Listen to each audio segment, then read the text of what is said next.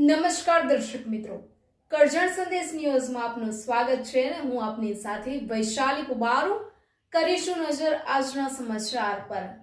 વડોદરાથી ગુજસી ટોકની કાર્યવાહી બાદ પણ પોલીસનો ડર રાખ્યા વિના મહેફિલ માણી। બાપોદમાં માથાભારે સિકલીગરનો દારૂની મહેફિલનો વિડીયો વાયરલ થયો, 3 પકડાયા। બાપોદના વુડાના મકાનમાં મહેફિલ થઈ હોવાની માહિતીના આધારે કાર્યવાહી કરવામાં આવી। માથાભારે સિકલીગર ગેંગના 3 સભ્યો દારૂની બોટલો પીતા હોવાનો 2 વિડીયો વાયરલ થતા પોલીસ એક્શનમાં આવી છે। ગુજસી ટોક જેવી કાર્યવાહી કરી હોવા છતાં પોલીસનો ડર રાખ્યા વિના દારૂની મહેફિલનો વિડીયો વાયરલ થયો છે, જેમાં એક નાના બાળકને પણ દારૂની બોટલ પકડાવી દેતા પોલીસ પણ ચોંકી ઉઠી છે। ગઈકાલે વાયરલ થયેલા વિડીયોમાં કાળુ નામનો માથાભારે અને પોલીસના ચોપડે નોંધાયેલા હિસ્ટ્રી સીટરનો હોવાનું પોલીસ માની રહી છે, જેમાં કાળુ સિકલીગર અને અન્ય 2 સિકલીગર સાથે ઘરમાં બેસીને દારૂની મહેફિલ માણી રહ્યા છે અને દારૂની 9 બોટલો અને ગ્લાસમાં દારૂ પીતા હોવાનું જોઈ શકાય છે।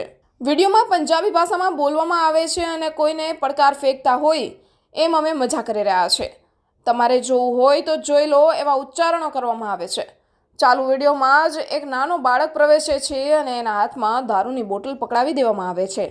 આવા દ્રશ્યો જોઈ પોલીસ ચોંકી ઉઠી છે। પોલીસના ડર વિના 2 દિવસ અગાઉ મહેફિલ યોજાઈ હતી। કુંભારવાડા પોલીસ મથકે ઝડપેલા માથાભારે સિકલીગરના ગેંગના સભ્યોએ કબૂલાત કરી હતી કે 24મી તારીખે રાત્રે આ મહેફિલ યોજાઈ હતી, જેમાં બાપોદ પોલીસ મથક હેઠળ આવતા વુડાના મકાનમાં આ મહેફિલ યોજાઈ હતી। પોલીસ હવે આ દારૂ ક્યાંથી લાવ્યા હતા? વારસિયા, કુંભારવાડા અને બાપોદ પોલીસ મથક એમ 3 પોલીસ મથકના કર્મીઓએ મહેફિલ માણનારા આરોપીઓની શોધખોળ ચલાવી હતી। આરોપીઓ હાથમાં આવ્યા હોવાના કારણે સત્તાવાર ફરિયાદ રાત્રિ સુધી નોંધાવાઈ ન હતી અને તાત્કાલિક વિડીયોમાં દેખાતા સિકલીગર ગેંગના સભ્યોને ઝડપી પાડવાની કાર્યવાહી હાથ ધરવામાં આવી હતી। બાપોદ વિસ્તારના વુડાના મકાનમાં મહેફિલ થઈ હોવાની જાણકારી મળતા 3 આરોપી શમશેરસિંહ હરજીતસિંહ દુધાણી, કાલુસિંહ ચરણસિંહ દુધાણી, મહેન્દ્રસિંહ ઉર્ફે કાળુસિંહ ખજાનસિંહ આંદ્રોલીને ઝડપી પાડી કાર્યવાહી હાથ ધરી હતી।